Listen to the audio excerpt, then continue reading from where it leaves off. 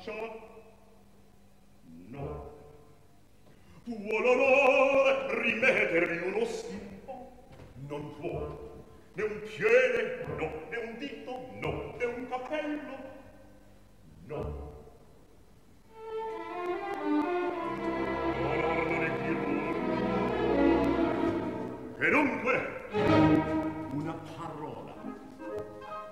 Che c'è in questa parola?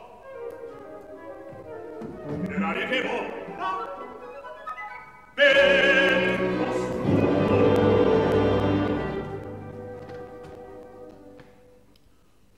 Today we present from the operatic fashion of Giuseppe Verdi a discourse regarding his valiant protagonist, Sir John Falstaff. In Verdi opera, aptly titled Falstaff, we follow a roguish knight through the streets of Windsor as he chases fortune from a bottomless barrel of sack.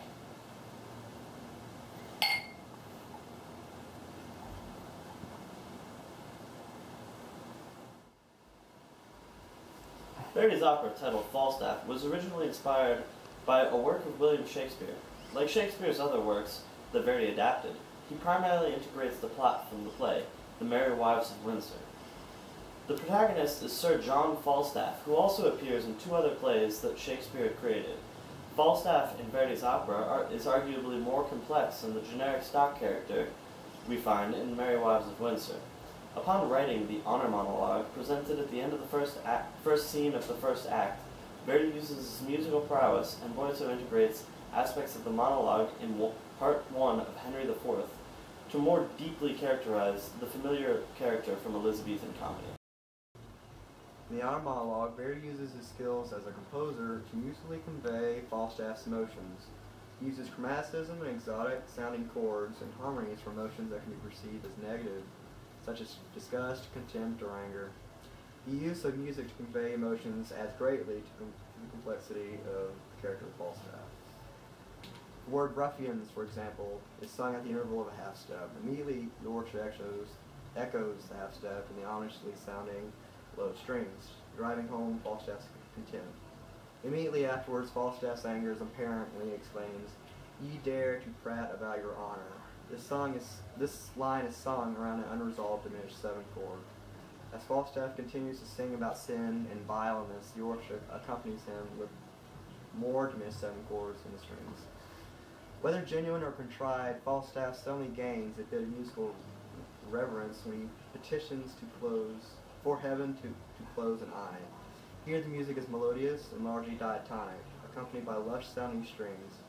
As Falstaff's anger returns, and he urges the rascals and scoundrels to briskly and swiftly depart his company, Verdi uses more chromaticism, in addition to a rapid 16-note orchestral accompaniment that rises as they flee the stage. Textually, Falstaff's honor monologue is a combination of the monologues that he presents in The Merry Wives of Windsor and the first part of Henry IV. In The Merry Wives of Windsor monologue, it's actually too short to be considered a true monologue.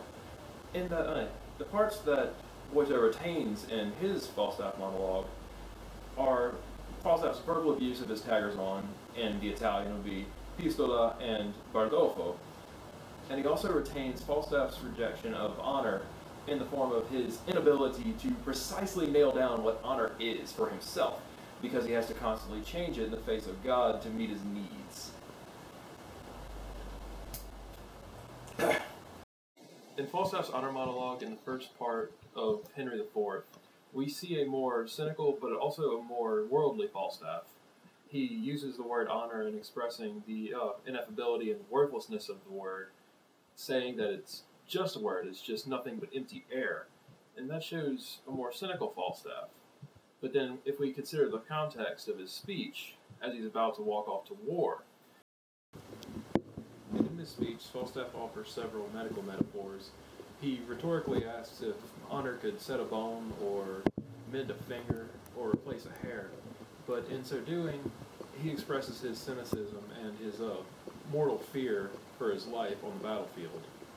And so this shows a more worldly view of our Falstaff, one who is mortal and concerned with human problems, such as his own mortality and the various problems that honor can cause, especially in contradiction with Hotspur's concept of honor as something to be attained and cherished. And so this is a Falstaff that is more defined than the one we see in The Merry Wives of Windsor, and that seems to be the Falstaff that Verdi was more interested in portraying.